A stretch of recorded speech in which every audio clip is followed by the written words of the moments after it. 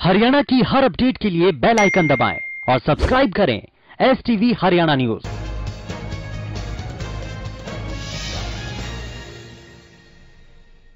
नमस्कार, आप देख रहे हैं आपका जिला आपकी खबर और मैं हूं आपके साथ शुभेंदु सिंह। और हरियाणा में बीजेपी के संगठन को मजबूत करने के लिए लगातार बैठकों का सिलसिला अब शुरू हो चुका है और इसमें प्रदेश बीजेपी अध्यक्ष ओम प्रकाश धनखड़ और कृषि मंत्री जयप्रकाश दलाल ने सोनीपत में कार्यकर्ताओं के साथ बैठक की। इस दौरान प्रदेश अध्यक्ष ने संगठन को मजबूत करने का मूल मंत्र दिया। इस मौके पर उन्होंने सेवा के साथ राजनीति करने की सलाह दी। साथ ही कोरोना काल में बीजेपी कार्यकर्ताओं के बेहतर काम के लिए सराहना भी की। जिलाध्यक्षों की नियुक्ति पर बोलते हुए उन्होंने कहा कि जोश और अनुभव दोनों का मिश्रण है।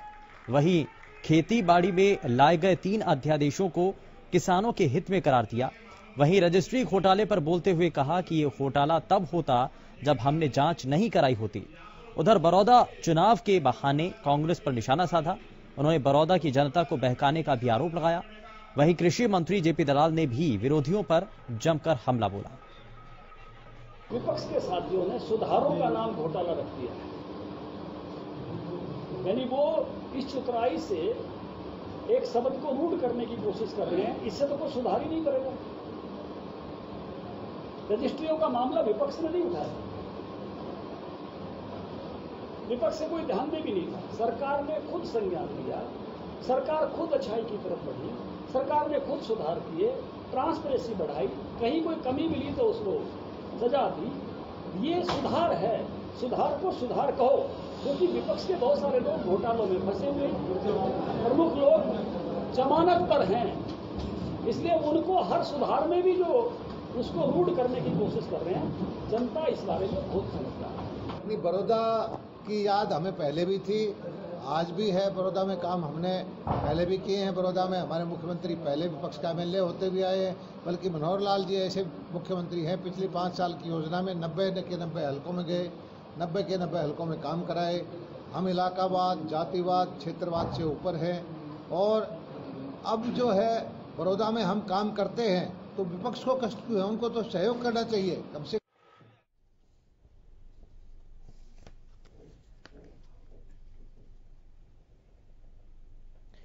वहीं बीते रोज से हो रही लगातार बारिश की वजह से अब सड़कों पर जो स्थिति बन चुकी है उसका प्रभाव देखने को मिल रहा है।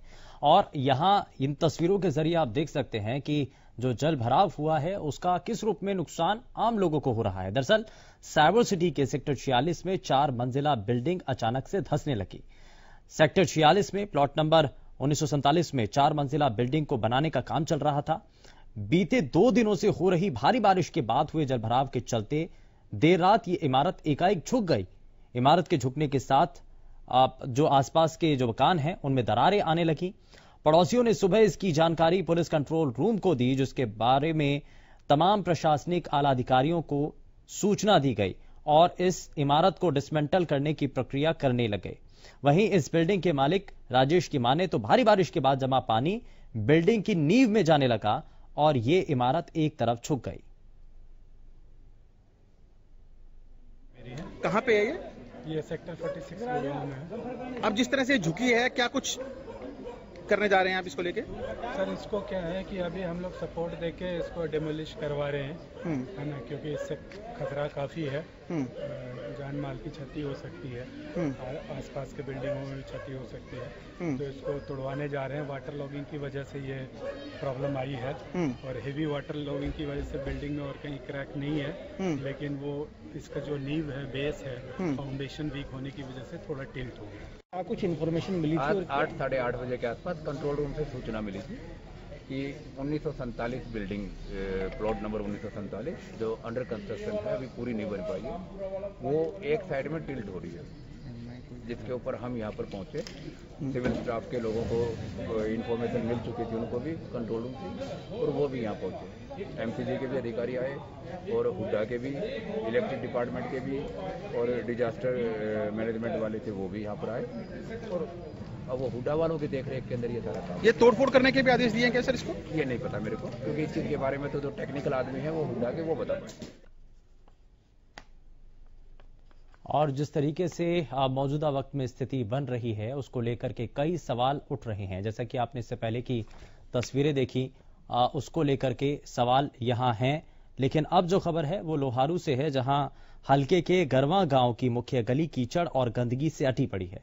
लंबे समय से हो रहे जलभराव और गंदगी के कारण आसपास के ग्रामीण नरकीय जीवन जीने को विवश है।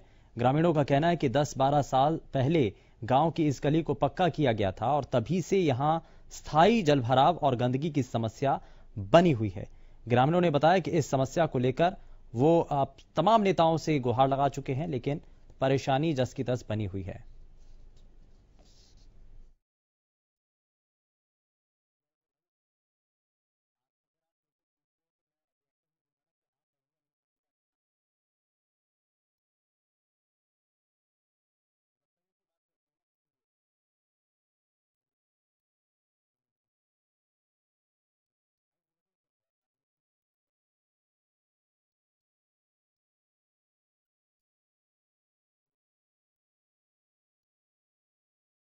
मैन मेजर गली है, नहीं मानो आप, मुख्य गली है। और इसमें कई जो 10-12 साल से मानो ये सीसी रोड जो बना था ना 15 साल के लगभग हो गया, तो उस टाइम से ये कीचड़ मतलब काफी मतलब समस्या चल रही है।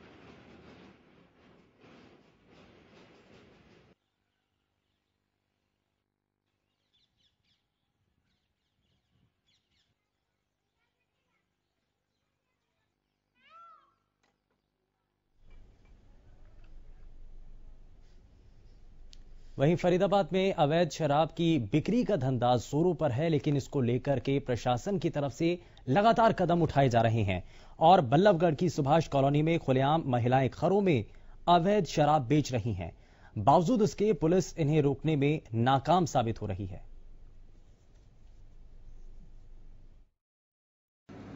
अवैध तरीके से शराब पूरे जिले में कहीं भी बेची जाएगी तो उस पर पुलिस को कार्रवाई करने के बहुत सख्त निर्देश हैं सीपी साहब की तरफ से, और कंसर्न एसएचओ को इस बारे नोट भी करा दिया गया है। अवैध कोई भी काम हो, जुआ, सट्टा, शराब या ड्रग्स का, उसके बारे में पुलिस बहुत सख्त है और रोज मुकदमे भी दर्ज कर रहे हैं और इस पे भी निश्चित तौर पर कार्रवाई की जाएगी।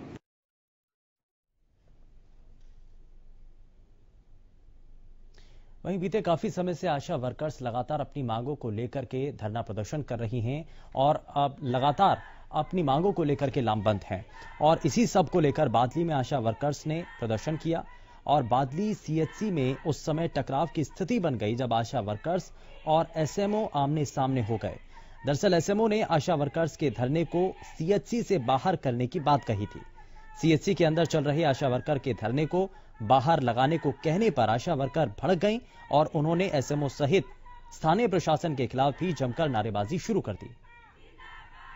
बाहर निकलने का प्रयास किया, हमको धमकी दी गई है कि आप है ना यहाँ से बाहर दरी बिछा लो, ठीक है, नहीं तो मैं पुलिस को बुलाऊंगी और तुमको बाहर करवाऊंगी। मैडम ने ऐसे बोला है।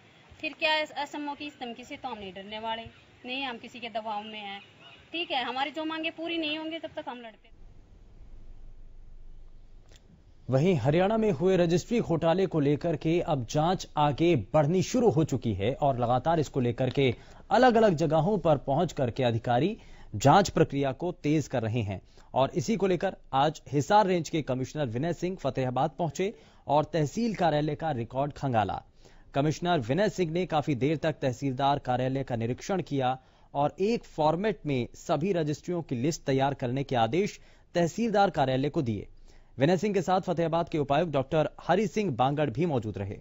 गौरतलब है कि सरकार रजिस्ट्री घोटाले को लेकर प्रदेश में जिला स्तर पर जांच करा रही है।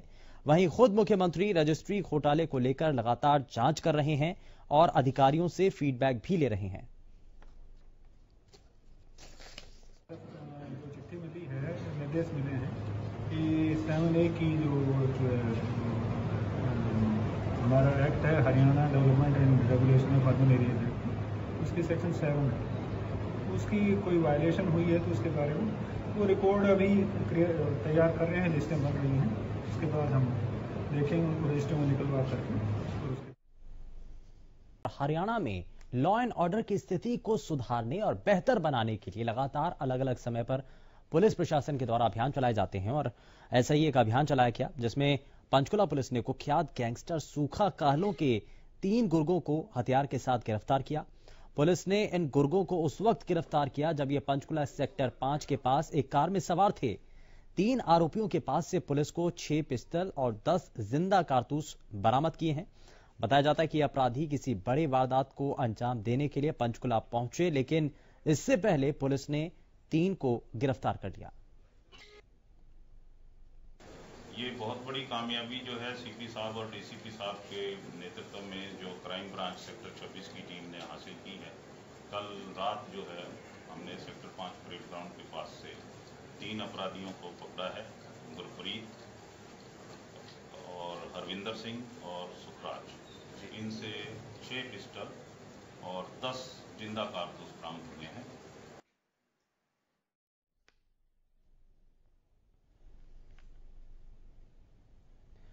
आज के समय में ठगी करने के लिए कुछ शातिर लोग अलग अलग तरीके से हथकंडे अपनाते हैं और ऐसे आम लोगों को चूना लगाते हैं जो कि जिनको इस सब के बारे में जानकारी नहीं होती है। दरअसल ऐसा ही एक मामला रोहतक से सामने आया, जहां रोहतक पुलिस ने एंटी करप्शन ब्रांच के फर्जी आईडी दिखाकर अवैध वसूली करने वाले गिरोह की 2 महिलाओं को गिरफ्तार किया।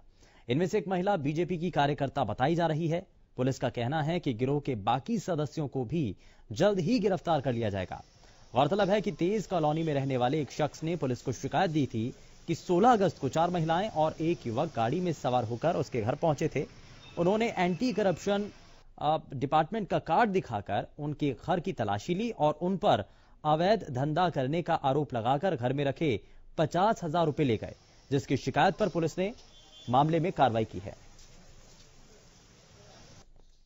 ड्रिंक वगैरह कर रहे थे, 4 लेडीज आती हैं, दिल्ली क्राइम ब्रांच बताती हैं अपने आप को, आई कार्ड दिखाती हैं अपना एक लेडी, फिर हमारी तलाशी लेने लग जाती हैं कि आप 2 नंबर का काम करते हो। हमने उनसे पूछा कि कौन सा 2 नंबर का काम करते हैं, उनका कोई रिप्लाई नहीं आया भाई कौन सा काम करते हैं।